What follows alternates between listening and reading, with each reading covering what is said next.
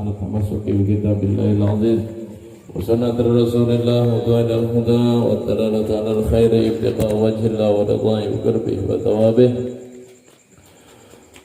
بسم الله الحمد لله اللهم صل وسلم على سيدنا محمد وعلى آل سيدنا محمد مفتاح باب رحمة الله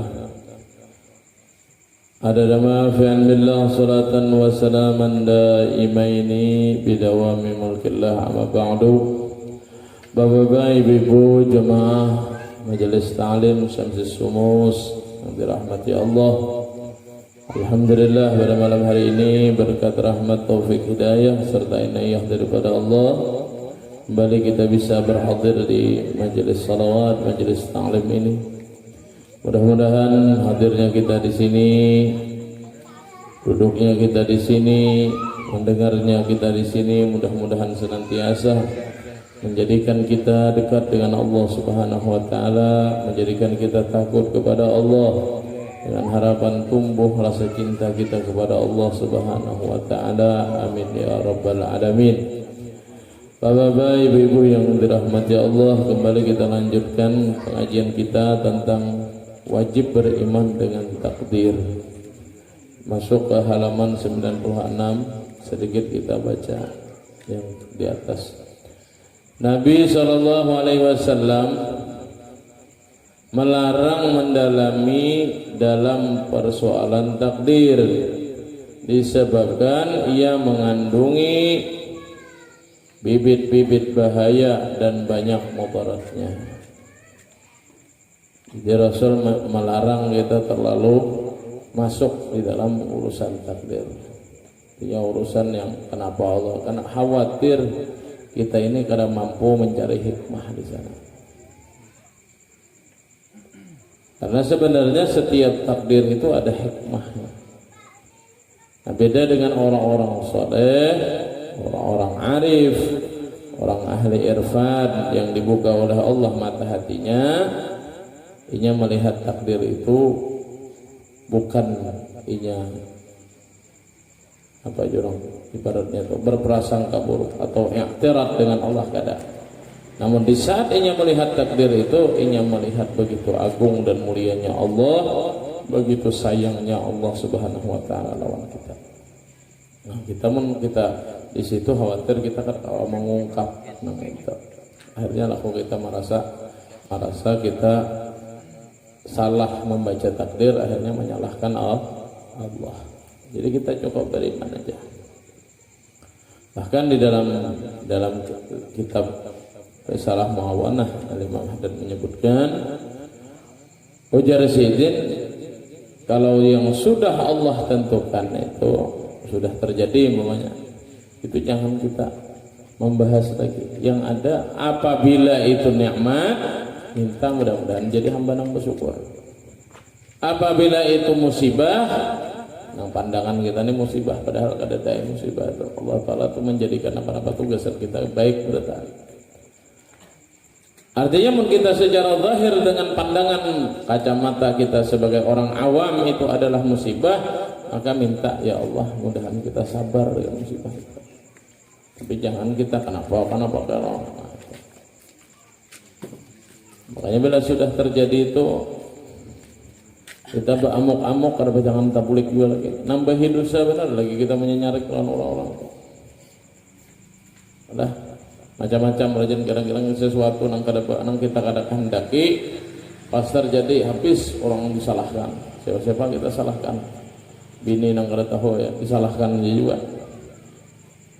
Nah, itu bukan baik itu dalam pandangan tasawuf, malahan itu menambahi dosa benar lagi. Lantas bagaimana bila sudah terjadi itu kita memandang ini aja, ya Allah ini nikmat, jadikan hamba ini bersyukur. Kalau ini musibah atau ujian, jadikan hamba ini minta Allah supaya sabar dengan itu aja. Kada usah lagi menyalahkan siapa.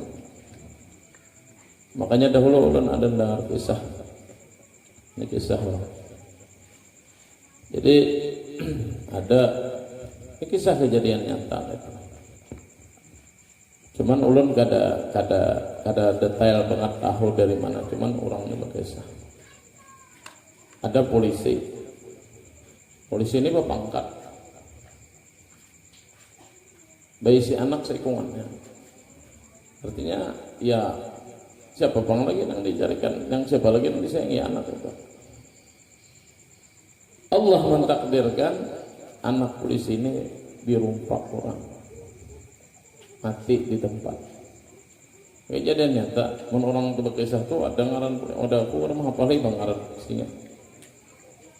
Ada ulun memahami ceritanya, artinya di sini kebesaran hati seseorang menerima takdir. Jadi orang nang merumpak nih, orang nang di situ mbah kejadian tuh ada nang mbah pandir lagi. Ini sudah selesai, sudah orang nek nama rompak nek. Artinya terima bang lagi dah.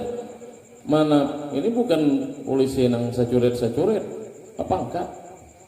Tarompak, mun jaga cacat mati anak orang. Mana anak sekungannya? Jorang iya dah. Jangan nama rompak nih asrah aja lah pabang bah. Banyak jadinya ya gitu. Jadi polisi itu datang mana mau. Manda polisi tadi melihat nama rompak nih. Nama rompak nih nyata dah, ada harapan lagi sudah. Menerima apa adanya aja lagi dah. Kenapa jar polisi itu kan? Belum orang nih hendak minta maaf. Jar polisi kau ini jadi anakku. Jar polisi ikam pulang jadi anakku. Artinya jar polisi tadi, ini bang sudah Allah Ta'ala menentukan. Kau kan andaikan kau memilih, kadang pun berada di posisi munang wayah. Dan aku pun andaikan aku bisa memilih, aku pada hendak posisi wayah ini. Tetapi inilah Allah menjadikan kita, ya kita yang paling baik, ya kau jadi anak wayah ini di sini. Artinya aku karena kehilangan anak, kau jadi anak wayah ini. Artinya inilah kebesaran hati itu bukan ganalnya banyak berisi kitab Pak. Artinya tidak semua orang bisa nangkep ini. Mun kita apa? Anak hayam kita gitu rumpak orang kalau kehilir kita nyasah orangnya. Anak hayam lagi anak seorang. Nah itu. Artinya apa dari pelajaran ini? Sesuatu itu baik bila sudah terjadi. Artinya sesuatu yang sudah terjadi pada dasarnya yang kita pandang kada baik atau musibah kita atau kesalahan. Bila kada terjadi itu artinya merugikan kita. Jangan lagi kita tuh jadi Imam Haddad menyalahkan siapa-siapa itu, jangan lagi. Kenapa? Karena itu menambahi dosa ya. Karena itu memang sebenarnya sudah Allah tentukan, makanya kejadiannya sudah. Namun nang kita nih ya kita mencari siapa nang ini. Nah, ada ngatam atau ngatam udah. Mbah ngatam, mun belum dikatam orang lebih nih nang jelas-jelas ampun seorang sudah dikatam dalam karung pas kasanjaan. Diandak di ladang pada bulik anak bulik udah sudah nambini bulik seorang terambat ngaleh kena bedadas bulik ya. Andak di ladang benih dari dalam karung pas juntan maling. Mun sudah juntan maling hilang tuh jangan lagi nyalahkan anak kau bulik dahulu bang, jangan lagi nyalahkan bini, itu sudah takdir. Nah gitu, kita nih ya kebanyakan yang menyalahkan siapa-siapa tuh baik, itu nambahi dosa benar. Makanya bila segala sesuatu itu bila sudah terjadi jadi Imam Haddad, jangan lagi kita mencari, kita minta ya Allah, ini musibah bagiku, kejadian ini jadikan aku ini penyabar. Kalau ini adalah sebuah nikmat, jadikan aku bersyukur. Itu aja. Nah jadi dalam urusan takdir kita kada usah terlalu dalam, kita minta aja kalau sudah terjadi ya terima apa adanya dan kita minta aja ya Allah mudah-mudahan ini musibah jadikan ulun sabar dengan musibah. Itu aja. Seorang laki-laki bertanya Sayyidina Ali radhiyallahu alaihi wasallam mengenai takdir, beliau menjawab, huwa bahrun amikun fala talijhu wa tariqun mudlimun fala taslukhu, sirrullahi qad khafi 'alaika fala tubsi. Artinya, ia adalah laksana lautan yang dalam, jangan sampai menduganya. Ia laksana jalan yang gelap gulita, jangan melaluinya. Ia adalah rahasia yang ditutupkan Allah kepadamu, jangan membongkarnya. Rahasia Allah. Jalan yang gelap, laut dalam, rahasia. Tunggal ngaleh-ngaleh. Itu orang kita cari. Sama orang mencari Asmaul Husna 7 nang 100, mencari nang 100 itu 99 tuh itu orang mencari nang 100 tahu itu orang pasti masuk surga. Bacari itu yang ini Imam Alek sama bacari nang di lautan nang dalam yang gelap, ada jalan yang gelap. Ma apa bacari nang tahu itu kita ini nang jelas-jelas Nabi siapa hafal Asmaul Husna masuk surga, itu aja dihafalin. Mencari nang ke 100 gitu. Ini para manusia nih. Jurang jangan dicari rahasia, mencari rahasia. Ini jurang kayak bahasa manusia itu nitil. Tuh bang. Nuntut ilmu itu nitil. Jurang yang dipelajari gini dia nanya. Jurang ini dijawab soal gini, kayak Pak, kira-kira kita kata bisi murid kayak kita ya Pak. Yang nitil tadi Pak, habis cerita. Jadi, nah kita tuh nampaknya nang Allah suruh, la yukallifullahu nafsan illa usaha. Yuridullahu bikumul usra, yuridullahu bikumul yusra, wala yuridu bikumul. Allah tuh hendak nang nyaman, biasanya kita nih nang nyaman, dia dengan lehi. Kada Allah kada nyuruh begini ngalih. Nang maulah ngalih ya kita surah. Nah, nang maulah ngalih ini kita nyaman aja Allah Ta'ala tuh. Nah itu. Seorang pembesar negara telah bertanya Muhammad bin Wasi' radhiyallahu taala anhu mengenai takdir. Beliau menjawab, adalah lebih utama Anda menumpukan pikiran Anda kepada cara jiranmu yang dalam kubur daripada Anda melibatkan otakmu dalam mendalami persoalan takdir. Jadi pikirkan apa? Tetanggamu tuh matian sudah. Kau bang mati juga. Itu aja yang kau pikirkan. Artinya yang pasti-pasti aja bekal ngesan di akhirat. Namanya seorang nyawa tua sudah sedang. Artinya banyak yang mengaji, banyak yang berzikir. Ini mencari takdir. Nah, itu bang. Sama laman mikirkan aja. Mikirkan kada baguringan beribadah kada. Nah, makanya ada dahulu orang bingung takdir apa aja. Maka sumangka tuh tangkingnya halus, buahnya singganalan. Asam buahnya singganalan. Buah asam buahnya halus, kasturi itu. Pohonnya singganalan. Ini tak balik Allah Ta'ala nih ulah seharusnya semangkane nang pohonnya genal buahnya. Ngalamun mikirkan, karena kalau mikirkan minik-minik lalu berabah di bawah pohon asam. Hari pindah bangin, guguri asam di kepala, di muha. Alhamdulillah jurang untung asam nih halus. Jika genal kayak semangka kamu ada. Nah, artinya apa yang Allah tentukan itu sebenarnya baik. Jangan tapi kita mikirkan sebenarnya baik. Gitu kan mikirnya seolah-olah salah Allah Ta'ala. Baik sudah bak karena bujuran. Nah itu. Makanya jar Habib Abu Bakar atas. Kita ini rancak berpikir apa Allah Ta'ala ini kadang ngabulkan dosa, ngabulkan doa kita. Padahal kita sudah kene kadang kabul juga. Seolah-olah Allah Ta'ala ini salah lawan kita. Tapi kita kada sebuah jangan berpikir kenapa Allah kadang nyiksa kau rahat kau maksiat juga. Nah, artinya kan kita dihitung-hitung ternyata Allah Ta'ala itu adil aja juga. Allah kadang nyiksa juga waktu kita maksiat jadi kita nih bawahnya sekali berdusta langsung birut mentong. Ampeh tukang berdusta. Makin berdusta makin birut. Mentong nguap aja perut mentong.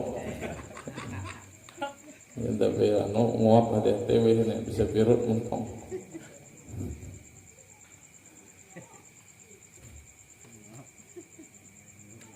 Nah, jadi kada usah kita memikirkan takdir ini kenapa. Kita pikirkan artinya orang-orang kita nih di sekeliling kita, tetangga kita aja Imam Ali, Syekh Muhammad bin Wasi' matian. Pikirkan itu aja kayak apa kita mau mati. Nah, kita siapkan kesan kematian. Adalah menjadi kebiasaan para salaf dan khalaf dari ahli haq, ahli kebenaran. Meletakkan kepercayaan penuh kepada qada dan qadar, takdir dan ketentuan Allah. Yang baik dan yang buruk. Mereka sekalian bersepakat dalam tujuan ini sambil menahan diri untuk membuat sembarang protes atas takdir Tuhan dan ketentuannya. Ketika mereka meninggalkan sebarang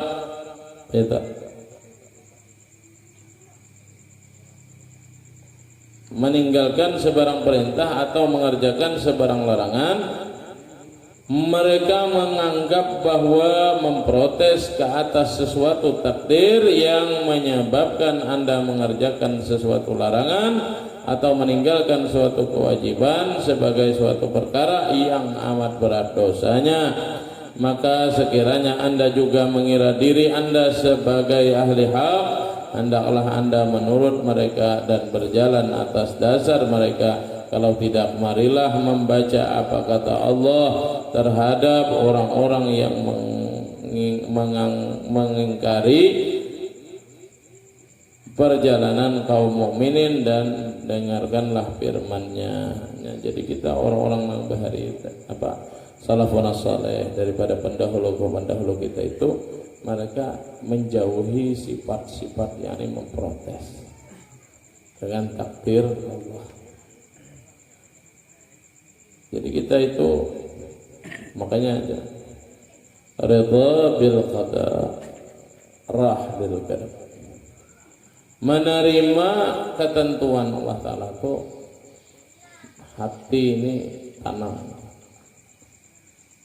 Kenapa hati kita ini kada tenang? Karena hati kita ini banyak memprotes. Kenapa? Itu kan. Di situ lemahnya iman kita, lemah banget kita. Makanya orang yang rida bujur-bujur dengan qada dan qadarnya Allah tuh, dari Imam Haddad hatinya ditandai dengan ketenangan. Apapun yang Allah tentukan itu inya rida dan senang. Nah, orang yang mencapai kepada rida dengan qadar Allah ini pintu dari mahabbah. Pintu dari mahabbah, orang itu akan masuk dalam makam mahabbah, makam cinta. Nah, kita ini pandir wara cinta-cinta Allah Ta'ala. Jauh lagi, ada apa-apanya kita pandir kisah cinta ini daripada kisah bermusuh. Allah Ta'ala baik kepada cinta, yalah. Walaupun artinya kada sebenarnya cinta. Kenapa? Karena orang yang cinta itu, jadi Imam Haddad, tidak akan pernah memprotes dari keinginan yang dicintainya.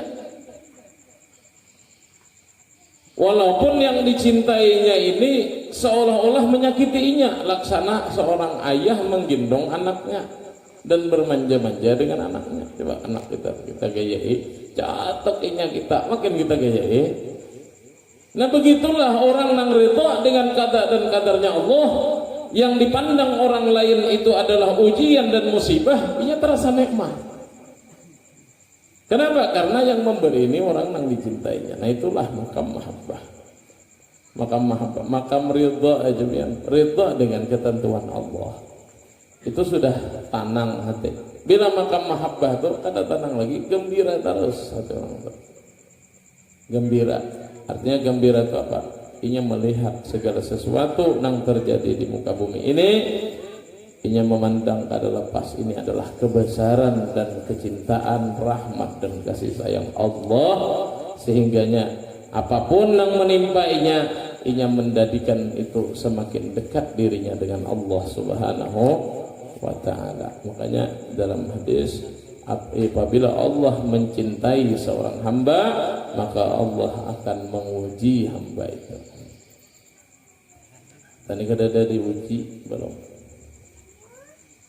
Siapa manusia yang paling diuji? Ya Nabi Muhammad. Walaqad udzitu ma lam yu'dza bihi ahad. Ya Nabi, kalau urusan ujian sakit, bahasa sakitan, kada ada manusia yang melebihi aku ini, ya Rasulullah sallallahu alaihi wasallam. Tapi lihat Nabi, adakah Nabi yang mengeluh lawan Allah Ta'ala? Tetap Nabi sembahyang bangun malam sampai bangkak batis Rasulullah sallallahu alaihi wasallam. Di sujud di akhir malam nangis Rasulullah merindukan Allah Subhanahu wa ta'ala. Rata ayun des salat, ya Nabi, ini yang paling kucintai adalah sepertiga malam air mataku berlinang karena untuk kekasihku, yakni Allah Subhanahu wa ta'ala. Itu Nabi Muhammad. Makanya kita ini yang kita tiru siapa? Rasulullah sallallahu alaihi wasallam. Nah, jadi mudah-mudahan ada manfaat apa yang kita baca sedikit ini. Insyaallah kita lanjutkan pada minggu yang akan datang. Namun pada dasarnya di sini pada intinya apa yang kita baca pada malam hari ini, yaitu kita jaga hati kita, jangan sampai mengiktirat atau berprasangka buruk dengan takdir yang Allah tentukan lawan kita. Jadi selalu pandang di situ ada hikmah yang tentunya kebaikan bagi kita, kebaikan dunia kita dan kebaikan akhirat kita. Dan juga apabila kejadian itu sudah terjadi, jangan lagi kita menyalahkan siapa-siapa. Cukup kita meminta Allah, ya Allah, bila ini ujian, beri ulun kesabaran, jadikan ulun penyabar. Apabila ini nikmat, jadikan ulun bersyukur. Itu aja. Dan lagi kita mencari kenapa. Kecuali kita sebelum kejadian, namun banyak sebelum kejadian tuh kita berusaha. Itu ngarannya ikhtiar. Mampamanya orang karena corona lah, berusaha lagi mencari siapa-siapa nang nularkan ini itu. Ada perlu lagi bicara nggak ada tuh Pak, mudahan sabar aja lagi sudah, mudahan sehat. Suara dipikirkan. Namun belum karena itu nang usaha. Maka itulah ibaratnya tuh ini kan ibarat kejadian kita ini ya. Kayak itulah kita menyikapi kehidupan ini. Artinya sudah kejadian itu, tidak usah lagi kita sibuk menyalahkan si anu. Ya kan? Nah ada apa? Kita minta mudah-mudahan ibarat Allah tuh supaya sabar, supaya sehat gitu. Nah sebelum kita mendapat ujian, di situ kita berusaha meminta lawan Allah dengan ikhtiar syariah, yakni perintah secara syariat, dan dengan banyak-banyak kita berdoa supaya kita mendapat sesuatu ujian yang artinya mendapat nikmat dari Allah Subhanahu wa ta'ala. Jangan diuji yang berlebihan. Minta halal, minta ridha jika terdapat kesalahan dan kekhilafan. Namun sebelum ulun tutup pengajian ini ada dari kawan kita, daripada kawan kita yang bisa hadir di sini, yakni saudara Usop yang anaknya sedang sakit. Ini sudah beberapa bulan garing. Minta lawan kita jamaah seberataan untuk membaca tartibul Fatihah, membaca Fatihah dengan niat syifa, dengan berniat kesembuhan daripada anak saudara kita Usop ini. Mudah-mudahan disihatkan kembali oleh Allah Subhanahu wa taala. Al-Fatihah biniyat syifa li walad Yusuf sirrin nabi wa nabi surah Al-Fatihah.